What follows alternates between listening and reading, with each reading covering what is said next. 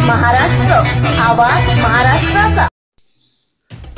Advocate Shrikant Sharda Ganeshrao Kawade म्हणजे विधी क्षेत्रातील एक नामवंत व्यक्तिमत्व।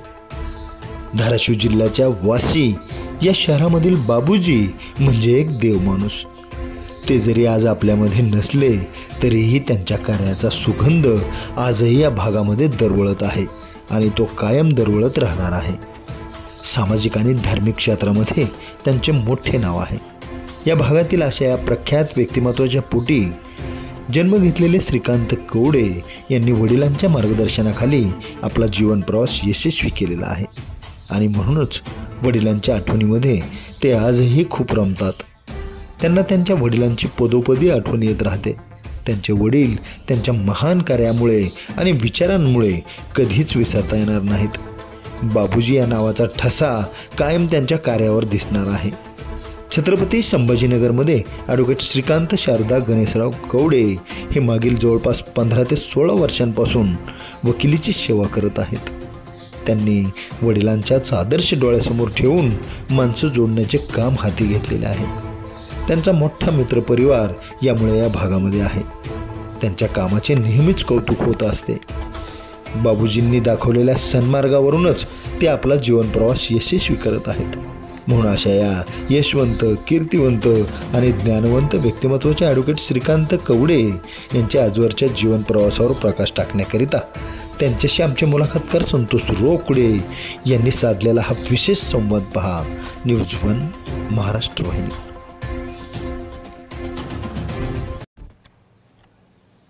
नमस्कार, मी ॲडव्होकेट श्रीकांत गणेशराव कवडे उच्च न्यायालय खंडपीठ संभाजीनगर येथे गेल्या 15-16 वर्षापासून वकिलीची सेवा करत आहे। वाशी तालुका, वाशी जिल्हा धाराशिवमधून या ठिकाणी येऊन मी आज या ठिकाणी काम करत आहे। वडिलांची प्रेरणा, आईंचं धैर्य आणि त्यानंतर माझ्या सर्व मित्रपरिवाराने दिलेली सर्व हिंमत आणि माझ्या पत्नीने आणि माझ्या मुलीने दिलेली ताकद आणि त्यामुळे मिळालेली आयुष्यामध्ये सर्व मित्रपरिवार, सर्व समाजाला मिळालेली किंमत, आज ह्याच्या जीवावरती आयुष्यामध्ये सर्वसामान्य लोकांसाठी काम करत राहावं आणि आयुष्याचा शेवट सुखाचा व्हावं यासाठी प्रयत्न करत आहे। यासाठीच आज खरं बघितलं तर मी वकिली व्यवसायामध्ये सातत्यानं काम करत आहे। मुलाखतीच्या विश्वामध्ये अनेक रत्न असतात, पण ही रत्न शोधायची असतात। आणि मग जेव्हा अशी रत्न आपल्याला मिळतात, त्यांची यशोगाथा आपण जेव्हा ऐकतो तेव्हा अनेक तरुणांना एक प्रेरणा मिळते, अरे आपण हे घडलं पाहिजे, आपण हे पुढे गेलं पाहिजे। कारण फरक कसा असतो बघा, की ज्या वेळेला आपण खचतो मनाने त्यावेळेला असं वाटतं की सगळं जग शून्य आहे, सगळीकडे अंधार आहे आणि आता आपलं काही खरं नाही। परंतु एखादी यशोगाथा, एखाद्या चांगल्या व्यक्तीला आपण जेव्हा भेटतो, त्या व्यक्तीकडनं जेव्हा आपल्याला प्रेरणा मिळते त्यावेळेला वाटतं चला आपण जिंकू शकतो, नाही का? अगदी गावखेड्यातनं काही मुलं शिकतात आणि तीच मुलं खऱ्या अर्थात नाव कमावून दाखवतात। कारण खेड्यामध्ये, गावखेड्यामध्ये ती ताकद आहे, त्या मातीमध्ये ताकद आहे। ही गोष्ट आहे आजची धाराशिव जिल्ह्यातील वाशी येथील एका भूमिपुत्राची। अर्थातच मी बोलतोय ॲडव्होकेट श्रीकांत शारदा गणेशराव कवडे साहेब यांच्याबद्दल। अगदी वाशी ते छत्रपती संभाजीनगर हा प्रवास आपला आज या मुलाखतीच्या माध्यमातून पाहायचा आहे। वकील साहेब, मुलाखतनामा या महाराष्ट्रातील लोकप्रिय कार्यक्रमात तुमचं स्वागत। सुरुवात करूया तिथून आता, नाही का? आज छत्रपती संभाजीनगर म्हणजे हायकोर्टामध्ये तुमचं खूप नाव आहे, नव्हे या मराठवाड्यामध्ये चांगला संपर्क आहे तुमचा, एक नावाजलेले विधिज्ञ म्हणून तुमची ओळख आहे। परंतु आम्हाला सुरुवात करायची तिथून, ऐकायची तिथून की तुम्ही घडलात कसे, म्हणजे तुमचं अगदी कुटुंब असेल, कवडे फॅमिली असेल, तुमचं बालपणीचं शिक्षण असेल, तुमचे आई वडील ज्यांनी तुमच्यावर चांगले संस्कार केले। प्रथमतः मी आपले आभार मानतो की आपण एक सामान्य शेतकरी पुत्राच्या मुलाखती घेण्यासाठी या ठिकाणी संभाजीनगरला तुम्ही आवर्जून आलात। तसं पाहिलं तर आमचं कुटुंब हे वाशी शहरामध्ये, पूर्वीचा वाशी गाव होतं, नंतर 1999ला तालुका झाला आणि वाशी गावामध्ये एक शेतकरी कुटुंब, एक सदन शेतकरी कुटुंब असलेलं, एकत्र कुटुंब असलेलं 5 भावंडाचं मिळून आमच्या वडिलांचं कुटुंब, 6 आत्या आणि 5 भावंड. आणि एक सामान्य शेतकरी कुटुंबातून येत असताना एक लहानपणापासून एक आई वडिलांचे असो, कुटुंबाचे असो किंवा पर्यायी समाजाचे असो, जे काही आमच्या वाशी गावचं खरं बघितलं तर एक भाग्य आहे की मी त्या वाशी गावामध्ये जन्म घेतला. एक जन्मभूमी ज्याला म्हटली जाते की ती जन्मभूमी अशी असते की तिथून माणसाची उत्पत्ती तयार झालेली असते. आई वडील जन्म देतात, परंतु समाज अवतीभोवतीचा परिसर आपल्याला घडवत असतो, बालपण आपल्याला घडवत असतं. आणि अशा परिस्थितीतून येत असताना लहानपणी शेतकरी कुटुंबात जन्मल्यानंतर शेतकऱ्यांच्या मुलाला समज यायला खूप मोठं वय लागत नाही. त्याची समज ही अत्यंत लहानपणीच आलेली असते. मी कुटुंबात 6 नंबरचा माझ्या वडिलांचा अपत्य. आणि वडील पाहिले तर एक समाजकारणी, अत्यंत धार्मिक, आध्यात्मिक, परंतु कधी अंधश्रद्धाळू नाही. फक्त श्रद्धा, ईश्वराप्रती असणारी निस्सीम भक्ती, पांडुरंग प्रती असणारी आई वडिलांची निस्नात भक्ती ही वडिलोपार्जित चालत आलेली. आणि अखंड आयुष्य त्यांनी या अध्यात्मात त्या ठिकाणी घालवलं. आणि त्यांच्या पोटी जन्म घेतल्याचं खरोखर एक मानवजन्म म्हणतात 84 लाखीतून एकदा मिळतो. आणि हा मानवजन्म तशा महान आत्म्याच्या आई वडिलांच्या पोटी जन्म घेतल्याचं खरोखर आयुष्यातलं सगळ्यात मोठं सार्थक अभिमानच म्हणावं लागेल असं माझ्या जीवनात. अशांत आणि शांतच्या पलीकडे श्रीकांत, मी असं म्हणेल.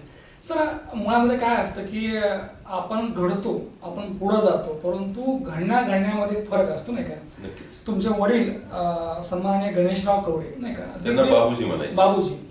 तर अगदी बाबूजींनी तुम्हाला जे घडवलं, वाढवलं, कारण असं म्हणतात की बाप जो असतो ना तो कायम आपल्या हृदयामध्ये असतो. नक्कीच. लोक म्हणतात की माझे वडील आहेत, कोणी म्हणते माझ्या वडिलांचं निधन झालंय. मला असं वाटतं की आहेत आणि निधन झाले याही पलीकडे जाऊन बाबा आपल्यामध्ये असतात. कारण आपण आपल्या वडिलांची झेरॉक्स कॉपी असतो, आपण त्यांचा अंशच असतो. तर बाबूजींच्या नेमक्या काय आठवणीत काय सांगाल? खरं बघितलं तर तुम्ही वडिलांच्या प्रति विचारताय, किती सांगावं आणि काय सांगावं. ही आयुष्यात जी आज ह्या खुर्चीवर बसलोय किंवा हे जे बोलणं, ही सर्व जी काही कॉपी ती आमच्या बाबूजीची तर बरोबरी आमच्या कुटुंबात किंवा याच्यात कुणीच करू शकणार नाही. मी तर नक्कीच करू शकणार नाही. एवढं अफाट महान व्यक्तिमत्व. मी मगाशीच म्हणलो की मी त्यांच्या पोटी जन्म घेतला, त्याचं पावलोपावली आयुष्यामध्ये पैसे कमवले नसतील, परंतु समाज, मान, सन्मान, एक जीवनातलं जे काही ध्येय, समाधानी माणूस म्हणून माझ्या वडिलांकडे खरं बघितलं पंचकृषीत पाहिलं जायचं. गणेशराव कवडे हे त्यांच्या वडिलांचे दुसरे अपत्य. 10वीला जिल्ह्यात वडील माझे पहिले आले. आणि त्यावेळेस आमच्याकडे आजोबांची घोडी असायची आणि त्या घोड्यावर बसून, आता एक पेढे वाटायची, एक 20-25 वर्षातली प्रथा आहे, पण त्या काळी आजोबांनी माझा मुलगा 10वीला जिल्ह्यात पहिला आला म्हणजे माझे वडील म्हणून माझ्या आजोबांनी घोड्यावर बसून 2 ते बाजूला त्यांची काय सेवक जे गडी होते आमच्याकडे, अशी पितळी परात मध्ये ज्याला म्हणायचं मोठे मोठे असायचे, आणि त्याच्यावर बसून सगळ्या गावात लाडू वाटले होते. आणि अत्यंत इंग्लिशवर प्रभुत्व. त्या काळी 1967-68ला 10वीला जिल्ह्यात पहिल्या आलेला माणूस. प्रचंड वाचन, प्रचंड इंग्लिशवर कमांड आणि सातत्याने तर्कबुद्धी, विचारबुद्धी. एक लहानातल्या सुद्धा व्यक्तीला सुद्धा, एक छोट्या मुलाला सुद्धा आवाजावं बोलण्याची पद्धत, आणि कुणालाही न बोलता पुढे न गेलेले बाबूजी, हीच त्यांची सगळ्यात मोठी ओळख. आणि त्यांचे संस्कार लहानपणापासून बघत आम्ही छत्रपती संभाजीनगर या ठिकाणी आज हायकोर्टामध्ये उत्तम प्रॅक्टिस करत आहात, नाही का? नावाजलेल्या अगदी विधिज्ञ आहात आपण. परंतु ज्या वेळेला गावाकडे जायचा योग येतो वाशीमध्ये, नाही, नक्कीच, तर गेल्यानंतर निश्चितपणे बाबूजी तर नाहीत आज, परंतु बाबूजींच्या अनेक आठवणी आहेत, लोक बोलतात, नाही का? कारण काय असतं की चांगल्या माणसाचा जो काही सुगंध असतो तो कायम दरवळलेला असतो. तर ज्या वेळेला गावाकडे जातात वाशीला, त्या वेळेला लोक भेटतात, त्यांचे मित्र भेटत असतील, पाहुणे रावळे, तर त्यांच्या मुखातनं नेमके काय भावना व्यक्त होतात ते सांगा सर. ज्या आई वडिलांबरोबर मी खरं बघितलं तर लहानपणाचा मोठा झालो, आणि 10वी झाल्यानंतर माझ्या वडिलांनी मला 11वीला इथं देवगिरी कॉलेजला शिकायला ठेवलं.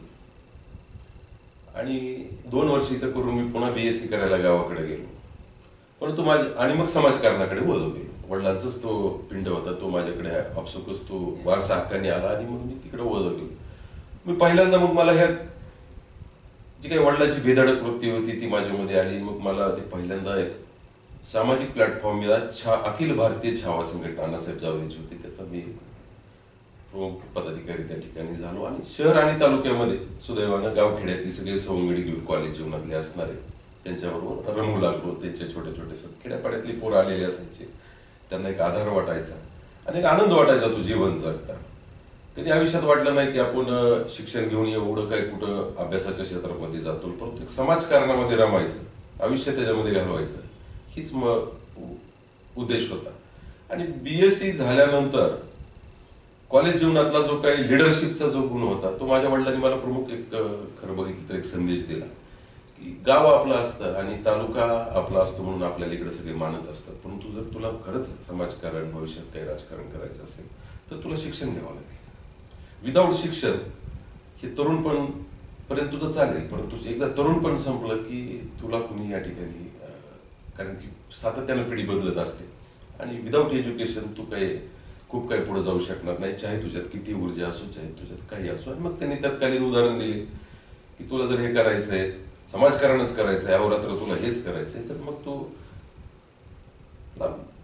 स्वर्गीय विलासरावजी देशमुख असतील, स्वर्गीय गोपीनाथरावजी मुंडे असतील, स्वर्गीय R.R. पाटील असतील, जेवढे काही लोक समाजकारणातून मोठे झाले ते राजकारणातून झाले, परंतु काही अध्यात्मात सुद्धा झाले, काही समाजकारणात झाले, राजकारण, ते सर्व वकिली पेशातनं पुढे आलेली लोक होती, कारण त्याला समाजमानाचा त्यांना आरसा माहीत असायचा. आणि म्हणून त्यांनी मला या ठिकाणी LLB ला पाठवलं. आता तुम्ही विचारलं की आज गावाकडे गेल्यानंतर की बाबूजींच्या आठवणी निघणं हे तर विसरणं शक्यच नाही, कारण ह्या मातीच्या गोळ्याला, अत्यंत म्हणजे निकृष्ट मातीच्या गोळ्याला जे काही देवपण आलं ते फक्त बाबूजी मला आलं. आणि आज गावाकडे गेल्यानंतर आम्ही ज्यावेळेस आमच्या घरी जातो, ज्या घरात पहिलीपासून आजपर्यंत आम्ही वावरतो, बाबूजी असेपर्यंत वावरत होतो, तिथला जो सुगंध, त्यांचा जो असण्याचा जो काय म्हणतात त्याला शब्द नाही. आणि ज्या दिवशी बाबूजी आमच्यातून गेले, खरं बघितलं तर ते शरीराने गेले, परंतु आत्म्याने असो किंवा आशीर्वादाने पावलोपावली आमच्या बरोबर आहेत. वडिलांचा आशीर्वाद म्हणतात लोक, आशीर्वाद काय असतो तो स्वतः मी स्वतः फील करतो. आणि वडिलांचं जाण्यानंतर त्या मंदिरातला पांडुरंग निघून गेल्यावर तिथं काही राहिलं नाही. ज्या घरात आम्ही वडिलांबरोबर राहिलो त्या घरामध्ये आज एक रात्र सुद्धा झोप येणं खूप मोठी अवघड म्हणजे व्यथा आहे, कारण की ती वडिलांचा त्या ठिकाणी आई वडील हे मला असं वाटतं की देव आहे नाही हा वादाचा मुद्दा आहे खरं तर बऱ्याच वेळेला, परंतु आई आणि वडील खऱ्या अर्थाने हे आपले पांडुरंग असतात, रुक्माई असत नाही, तेच आपले खरे देव असतात. आणि ते जोपर्यंत आपल्या घरामध्ये आहेत तोपर्यंत घरामध्ये अगदी आनंद असतो, अगदी प्रसन्नता असते. साहेब विचारावं असं वाटतं की मला अगदी मुद्दाम तुम्हाला विचारावं असं वाटतं का कोणास ठाऊक, जर क्षणभरासाठी आज बाबूजी तुमच्या समोर आले तर बाबूजींना काय सांगाल आज? जर खरंच देवानी ही इच्छा पूर्ण केली, तुम्ही खरोखर मनातलं माझ्या बोललात की माझे वडील गेल्यानंतर 2 वर्ष जो इमोशनल सॅडनेस ज्याला म्हणतात त्याच्यातून मी बाहेर पडू शकलो नाही. कारण माझे वडील तर होतेच, परंतु अत्यंत जिवलग मित्र होते. आणि तुम्हाला इन कॅमेरा सांगायचं म्हटलं तर एक अत्यंत लहानपणापासून अत्यंत एक उन्हाळ म्हणता येणार नाही, परंतु अत्यंत धाडसाने पुढे काम करणारा, अत्यंत मग कुठले भांडणं असो, कुठली किरकिरे असो, ना पोलीस स्टेशन असो, ना कॉलेजमधल्या कुठल्या काही असो, त्याच्यामध्ये कधीच शाळेमध्ये मी कधी पाठीमागे राहिलो नाही, परंतु वडिलांनी माझ्या कधी पाठीमागे वडलं नाही. कधीच म्हणले नाहीत की तू चुकीच्या रस्त्याने जातोय, कधी करतोय, तुला जे करायचं तू योग्य कर, एवढंच त्यांचं मार्गदर्शन असायचं. आणि वडील गेल्यानंतर 2 वर्ष मी जे इमोशनल सॅडनेस मध्ये राहिलो आणि सातत्याने मी देवाला सुद्धा म्हणायचो की का असं केलं आमच्याबरोबर, वयाच्या माझ्या 32व्या वर्षी वडील गेले. आणि पावलोपावली वाटतं जर तुमच्या तोंडातून असं आलं की वडील आज आले तर पहिल्यांदा त्यांना आयुष्यात फक्त एक खूप मोठी मिठी मारून घेईल एवढंच करेल. नेटवर्कचा हा जमाना आहे, 2G 3G 4G 5G आणखी काय 6G काय आणखी किती G येतील माहित नाही मला, परंतु मला असं वाटतं पण तुमचं खरं नेटवर्क, खरा ओलावा मायेचा हा बाबूजी होते. अगदी निश्चितपणे आज मला असं वाटतं की मी प्रेक्षकांना सांगू इच्छितो की बाबांनो, जोपर्यंत बाप आहे, वडील आहेत, तोपर्यंत भरभरून प्रेम करा त्यांच्यावर, कारण पुन्हा बाप नाही आपल्या आयुष्यामध्ये आणि म्हणून बाप जपला पाहिजे. साहेब छावा या संघटनेमध्ये काम केलं. संघटनेचा फार मोठा अनुभव आहे आणि कदाचित संघटनेमध्येच काम करत राहिला असतात, फक्त कामच केलं असतं आणि कदाचित एखादा पद भेटले असतं पुढचं कुठलं आणखी. परंतु वडिलांनी तुम्हाला जे काय म्हणतात ना प्रेझन्स ऑफ माइंड की बाबा रे तुला हे कर, तू म्हणजे समाजसेवा कर, पण त्याचबरोबर स्वतःच्या पायावर उभा राहा, हा दिलेला मोलाचा संदेश मला असं वाटतं की प्रत्येक वडिलांनी आपल्या लेकराला हे सांगितलं पाहिजे, शिकवलं पाहिजे, तू हे कर पण तू तुझ्या पायावर उभा राहा. बाबूजींनी वकील साहेबांना जो मोलाचा सल्ला दिला, अनेक उदाहरणं दिली, लोकनेते विलासरावजी देशमुख साहेब असतील, आर पाटील साहेब असतील की डॉक्टर मुंडे साहेब असतील की बाबांनो आपापल्या पायावर उभे राहा आणि त्यानंतर समाजसेवा करा. कारण ही सगळी माणसं वकील होती आणि साहेबांनाही मग या ठिकाणी असं वाटलं की अरे आपणही वकील झालं पाहिजे. सुरुवातीला काहीच नव्हतं ते सांगतायत, परंतु बाबूजींनी सगळ्या गोष्टी भरवल्या की तू करू शकतोयस. मला असं वाटतं की लेकराला गरुड बनवण्याची ताकद जर कोणामध्ये असेल, कुठल्या शाळेत नाही, महाविद्यालयात नाही, ती फक्त बापात असते. अगदी सर अगदी विचार असं वाटतं की समाजसेवा जी आहे ती आजही तुमची सुरूच आहे नाही का. तर मला एक विचार असं वाटतं की विधी क्षेत्रामध्ये काम करत असताना ज्या ज्या वेळेला तुमच्याकडे पक्षकार येतात, अनेक लोक येतात भेटण्यासाठी, तर यांना बऱ्याच वेळेला तुम्ही एक माणुसकीच्या भावनेतनं त्यांची तुम्ही मदत केलेली असते. तर आम्हाला ते ऐकायचे, म्हणजे तुम्ही जनरली यावर बोलत नाही पण आम्हाला ऐकायचे ते की आपलं सोशल वर्क काय नेमकं, समाजसेवा काय नेमकी आपली. हे बघा, मी ज्या वातावरणातून आलो, मी म्हटलं ना की माझं वाशी गाव खरं तर खूप भाग्यवान आहे की त्या भागामध्ये अत्यंत एक सामान्य लोक आहेत. शेतकरी वर्ग, एक काम करणारा वर्ग, एक अत्यंत गरीब जरी असला तरी स्वाभिमानी जगणारा वर्ग त्या ठिकाणी मी लहानपणापासून पाहत आलो. मी तुम्हाला खरं सांगतो, एक ह्या माझ्या वाशी तालुक्यामध्ये जर मी लहानाचा मोठा झालो, आमच्या गावामध्ये मी जोपर्यंत लॉला आलो नाही तोपर्यंत आम्हाला जात पात धर्म हे काहीच कळालं नाही. इतकं गाव आमचं गुण्या गोविंदाने नांदणार आहे. मोस्टली आमच्या गावामध्ये मला नाही वाटत कधी कुठल्या जाती तणाव झाला, कुठल्या हे झाले. अत्यंत गुण्या गोविंदाने नांदणारं कुटुंब, तसे संस्कार आमच्यावर झाले. आणि लहानपणापासून शेतकरी कुटुंबात वाढत असताना लहानपणी कधी वडिलांबरोबर शेतात जाणे असो किंवा बऱ्याच वेळेस जाणं असो, हे आवर्षण ज्यावेळेस आम्ही बघायचो, अत्यंत सदन अशी असणारी शेती, गुराळ असणारी शेतामध्ये, म्हणजे आज बघितलं तर शुगर फॅक्टरीज त्यावेळेची प्रायव्हेट, गुराळ असणे म्हणजे त्यावेळेच एक लिमिटेड प्रायव्हेट शुगर फॅक्टरी. आणि अशा सगळ्या सदन ह्याच्यात एकत्र कुटुंबातून लँड होल्डिंग मोठी असताना सुद्धा नंतर शेतीची झालेली उतरती काळ आणि त्याच्यातनं फेस करणारा तो कुटुंब प्रमुख, ही मी माझ्या डोळ्यांनी माझ्या वडिलांकडे पाहिलं. माझ्या आईने केलेलं कष्ट बघितलं. प्रत्येक आई वडील कष्ट करत असतात, त्याच्यासाठीच त्याचा जन्म झालेला असतो.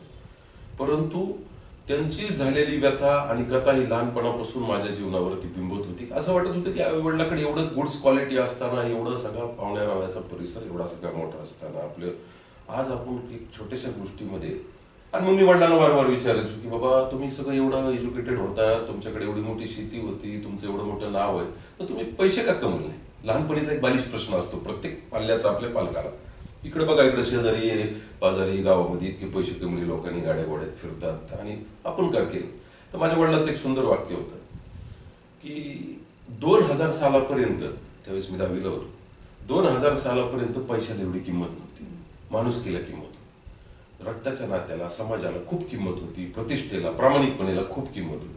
आणि जर खरंच मला त्या काही कळालं असतं म्हणले पूर्वी माझ्या तरुणपणात की पैशाला 2000 सालानंतर खूपच किंमत येणार, तर आता आपण 10-5 कोटी रुपये असे तुला समोर ठेवले असते. पण त्याच्यापेक्षा जास्त मी जी काही कमवलंय ते तुला भविष्यात काम आली, ती एफडी केली. मला असं वाटतं की ती एफडी आता विड्रॉ होते नाही का, म्हणजे पर डे विड्रॉ होते, तुमच्या कामाला एरिया होती ती एफडी. म्हणजे हे समाज जो माझ्या अवतीभोवती त्यांनी एवढा म्हणजे बलदंड असा समाज बाबूजीच्या नावाने त्यांनी एक आपुलकीचा मायेचा जो उभा तयार केला, तो पैशापेक्षा कित्येक पट मोठा. मला असं वाटतं की बाबूजींनी तुम्हाला काय दिलं असेल तर चांगले संस्कार दिले आहेत. कारण मग त्यांनी तुम्ही उल्लेख केला की ठरवलं असतं 10-5 कोटी समोर ठेवले असते, परंतु मला असं वाटतं की पैशापेक्षा सुद्धा बाबूजींनी माणसं कमवली, लोकांची सेवा केली. आणि पंचक्रोशीतच नव्हे तर बऱ्याच ठिकाणी ज्या ठिकाणी त्यांचा तुमचे पाहुणे रावळे असतील, अगदी प्रत्येकाच्या मुखामध्ये म्हणजे बाबूजी म्हणजे देव माणूस नाही, देव माणूस. सर विदेश क्षेत्रामध्ये आज येऊन किती वर्ष झाले आणि मग या पूर्ण प्रवासामध्ये काही आम्हाला काही अनुभव सांगा तुमचे. LLB ला आलो. पहिली गोष्ट तर ऍडमिशन घेण्यापासूनची व्यथा कथा. तिथंही बाबूजीच कामाला आले. मेरिटच्या 3 लिस्ट लागले MP लॉ कॉलेजला, त्याच्यामध्ये 67% ग्रॅज्युएशनला मार्क असल्यामुळे नंबर नाही लागला. आणि मग हातबल होऊन वडिलांना फोन केला, नाही लागला नंबर. थकला का म्हणले. म्हणलं हो. यांना भेट म्हणले. माझ्या वडिलांचे मित्र किंवा त्यांचे ज्येष्ठ असावेत, त्यांचे कुणी गुरु असावेत. एक सुखदेव शेळके नावाचे ज्येष्ठ विधिज्ञ उच्च न्यायालयात खूप मोठे ज्येष्ठ विधिज्ञ आहेत, त्यांच्याकडे त्यांचे गुड रिलेशन होते आणि ते MP लॉ कॉलेजवर ट्रस्टी असल्यामुळे वडिलांनी त्यांना फोन केला आणि त्यांना सांगितलं त्यांना जाऊन भेट. आणि आदरणीय ज्येष्ठ विधिज्ञ सुखदेव शेळके साहेबांच्या रेकमेंडेशननी मला त्या कॉलेजमध्ये ऍडमिशन भेटली. तसं बघितलं तर माझ्या कुटुंबामध्ये वकील कुणी नाही. आणि मग नोकरी करायची नाही का तर स्वभाव बेधडक, मी कुठं टिकणार नव्हतो. दुसरी गोष्ट BSc करून MSc करायची म्हणलं तर त्याला खूप सारे पैसे लागणार. आणि खूप महत्वाची एक आठवण सांगतो, 3 वर्ष जे काही BScचं वागणं झालं गावामध्ये, एक राजकीय सामाजिक पुढारी व्हायचं एवढंच रात्रंदिवस त्यात गेले. आणि मग एवढं सगळं समाजाने मला वाचलेलं बघितलेलं असताना ज्यावेळेस मला LLB ठेवलं आणि शेतकरी कुटुंबातली परिस्थिती, त्यावेळेस माझ्या वडिलांचे बरेच मित्र म्हणले की बाबूजी म्हणले लंगड्या घोड्यावर कशाला पैसे लावता, म्हणजे आता तुम्हाला माहिती आहे ह्याच्याकडून काय होणार आहे ते.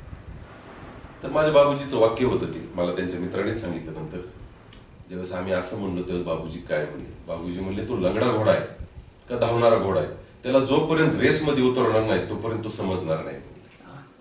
नुसत्या तबेल्यातल्या त्याच्या परफॉर्मन्सवर त्याला लंगडा म्हणून चालणार नाही, त्याला एकदा रेसमध्ये उतरू द्या मग ठरवूया.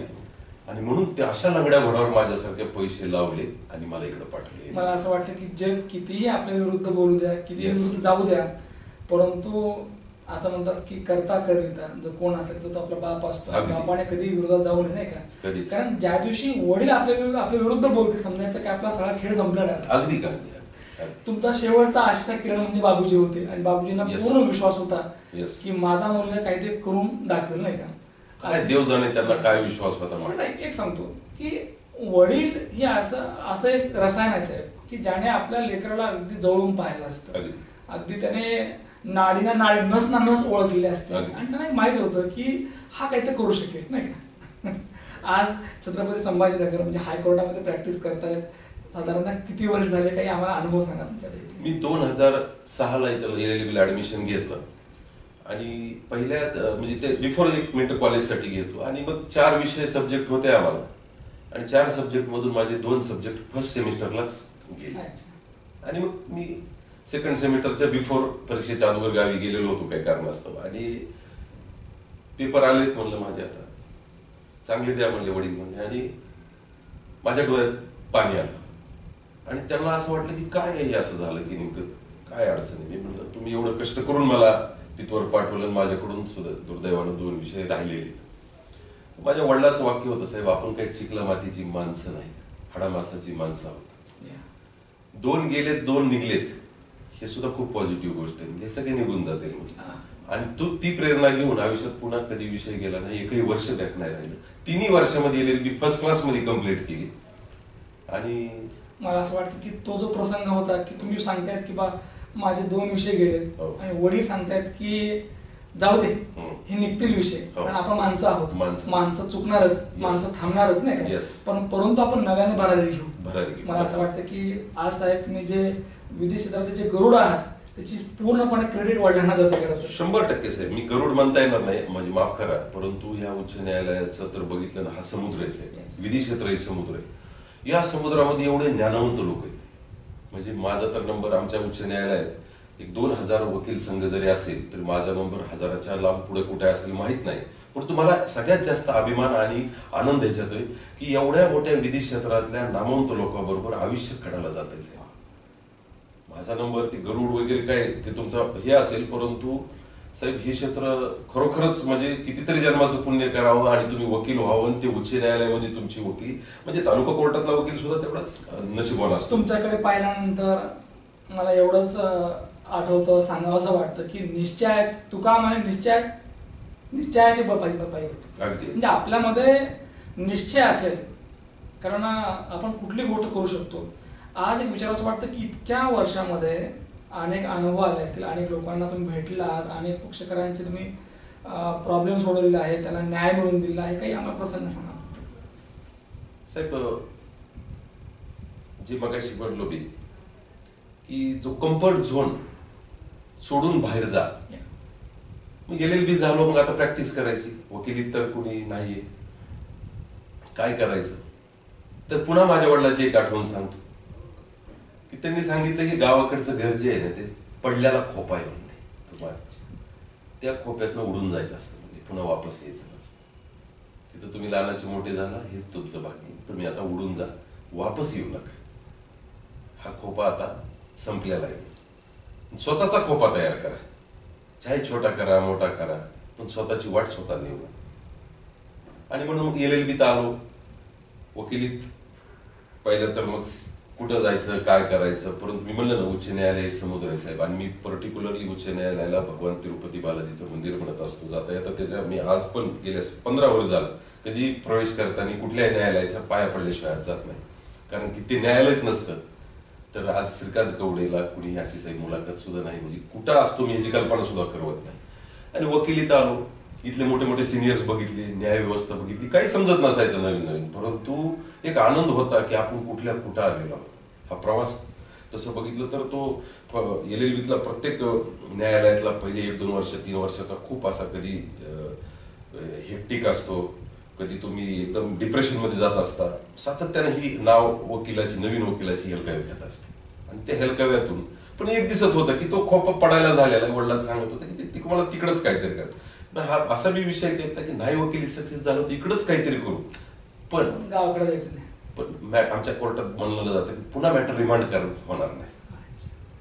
अशा पद्धतीनं एक बाबूजी म्हटले होते की आता हा खोपा हे खोपा जे आहे जुना झाले, आता परत यायचं नाही. स्वतःचा खोपा तुम्ही बनवा, तयार करा. येस. आज या महानगरामध्ये छत्रपती संभाजीनगरमध्ये स्वतःचा तुम्ही खोपा तयार केलेला आहे, बनवलेला आहे आणि सुंदर बनवलेला आहे.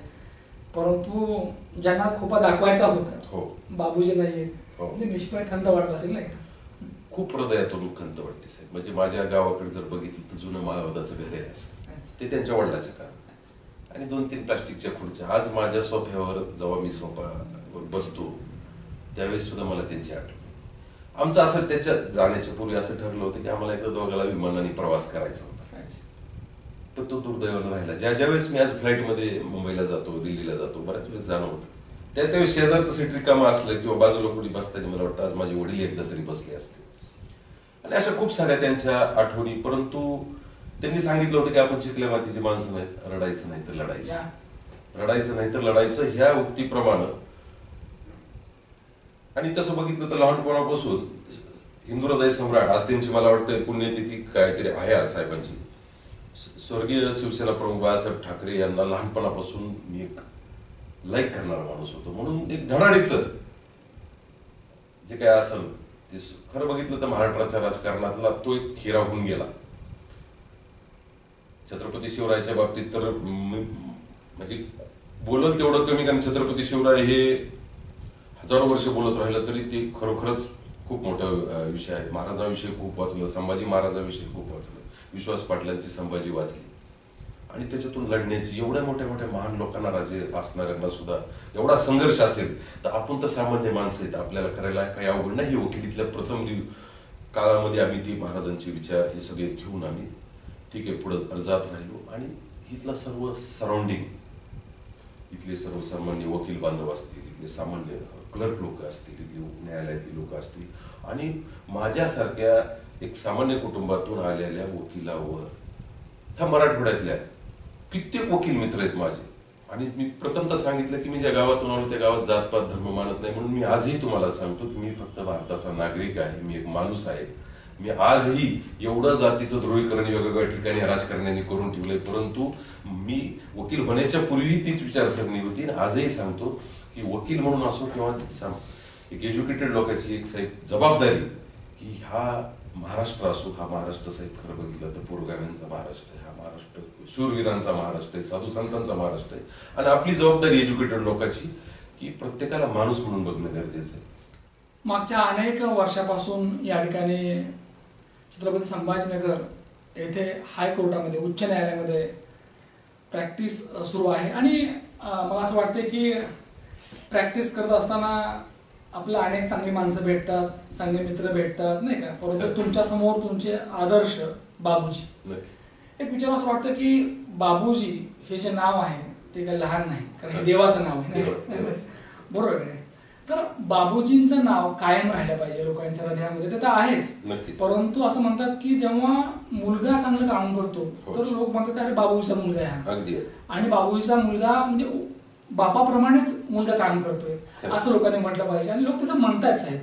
तर भविष्य काळामध्ये आणखी म्हणजे पुढील काळामध्ये बाबूजींचं नाव कायम राहिलं पाहिजे लोकांच्या हृदयामध्ये, तर यासाठी आपल्या मनामध्ये नेमका काय संकल्प आहे की जेणेकरून बाबूजींचं नाव कायम राहील?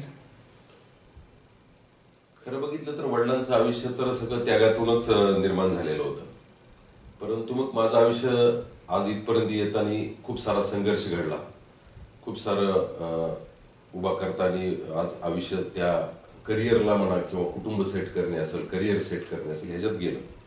परंतु मी मगाशी म्हणल्याप्रमाणे माझं मन भरलं. आता इथून पुढच्या काळामध्ये खरोखर वडिलांचा वारसा असो, कुटुंबाचा वारसा असो, या समाजामधल्या गोरगरिबाची असो ही सेवा करणे, कारण की आता साहेब पैशाच्या पुढे आपण निघून गेलेलो आहोत आणि पैसा कमवण्याला काही साहेब लिमिट नाही, आणि मग किती कमवायचं, किती धावायचं, कारण ही रॅट रेस काही कधी थांबणारी नाही.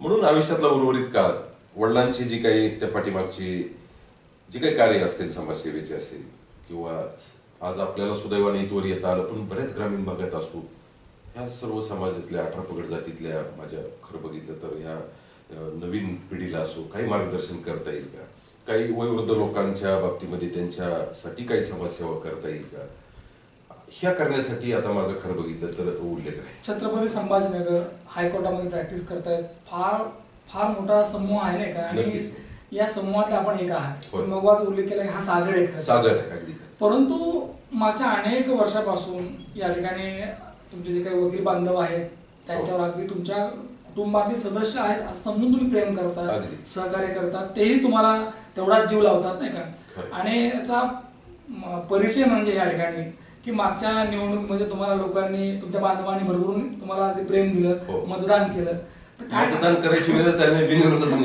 बिनविरोध. तर काय म्हणजे निवडणूक लढण्याची इच्छा तुम्ही व्यक्त केली होती का तुमच्या मित्रांनी?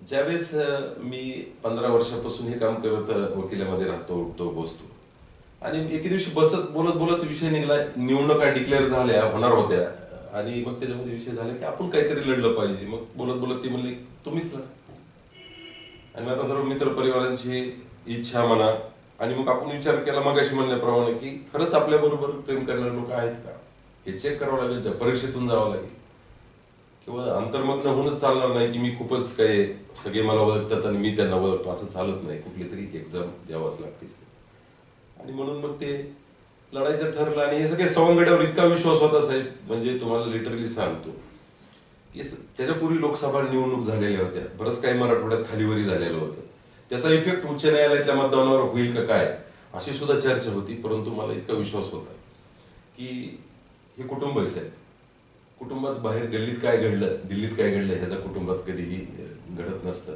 साधा मेसेज सुद्धा माझ्या विरोधात कोणी टाकलं नाही की मला लढावं असं वाटतं. लढायचं तर लांबचीच गोष्ट, मतदानही झालं नाही, सर्वांनी मिळून भरभरून अक्षरशः सेवा करण्याची संधी दिली. आता इथून पुढचं आयुष्य मी म्हणलं ना की आता मन भरलंय. मन भरलं म्हणजे खरं बघितलं तसं समाजाने द्यावं तरी एखाद्या व्यक्तीला किती द्यावं. की कमवणं, हे खुर्चीवर बसणं, हे स्वतःचं नाव असणं हा तुमचा गर्व झाला, हा तुमचा अभिमान झाला, एकदम झूट आहे. जोपर्यंत हा समाज तुम्हाला स्वीकारत नाही तोपर्यंत तुम्ही कुणीही मोठे नाही. पैसा, नाव, प्रसिद्धी हे साहेब टेम्पररी गोष्टी, ह्या वाऱ्यासारख्या येणार आहेत, वाऱ्यासारख्या जाणार आहेत, पण राहणार आहे ते आपलं साहेब सतसत विवेकबुद्धी आणि कर्तृत्व, जी काही आपण लोकांच्या सर्वसामान्याच्या जी काही कामाला येतो तेवढंच काही राहणार आहे, ह्याच्यावर माझा ठाम विश्वास आहे. मुलाखत मुळात फिरते एकाच शब्दाभोवती, खोपा. आणि हा खोपा समजावून सांगितला बाबूजींनी. बाबूजींनी सांगितलं की बाबा रे, माझा हा खोपा आहे, आता जुना झालाय, कदाचित तुला याच्यात राहता येणार नाही, म्हणून तू उंच भरारी घे, बरोबर, खूप भटकंती कर, खूप काम कर, कष्ट कर, परंतु लोकांना फसवायचं नाही, खरं बोल आणि खरेपणाने वाग, तुझा सुद्धा खोपा बनेल. अगदी श्रीकांतजी यांनी मनातून प्रयत्न केले, काबाड कष्ट केले. कारण छत्रपती संभाजीनगर या महानगरामध्ये येणं उभारणं एवढं सोपं नसतं. ते आले, त्यांनी पाहिलं आणि त्यांनी जिंकलं असं झालेलं नाही. ते आले, ते लढले, त्यांनी कष्ट घेतले, प्रामाणिकपणे कष्ट घेतले आणि त्यांना खऱ्या अर्थानं ही लढाई सोपी गेली. अगदी निश्चितपणे अगदी जी लोक ही मुलाखत पाहत आहेत, खास करून तरुण वर्ग, त्यांच्यासमोर आयडॉल जर कोण असेल तर मला असं वाटतं की ॲडव्होकेट श्रीकांतजी कवडे. निश्चितपणे आपण असे आदर्श समोर ठेवले पाहिजेत की आपण लढलं पाहिजे, कारण लढल्याशिवाय जिंकता येत नाही आणि जिंकण्यामध्ये जी मजा आहे ती कशातच नाही. निश्चितपणे या ठिकाणी ॲडव्होकेट श्रीकांत गणेशराव कवडे यांची घेतलेली मुलाखत, यांच्या जीवन कार्यावर टाकलेला प्रकाश प्रेक्षकांना आवडला असेल. परत भेटूया पुढच्या मुलाखतीमध्ये. तोपर्यंत पाहत राहा न्यूज1 महाराष्ट्र चॅनल. धन्यवाद.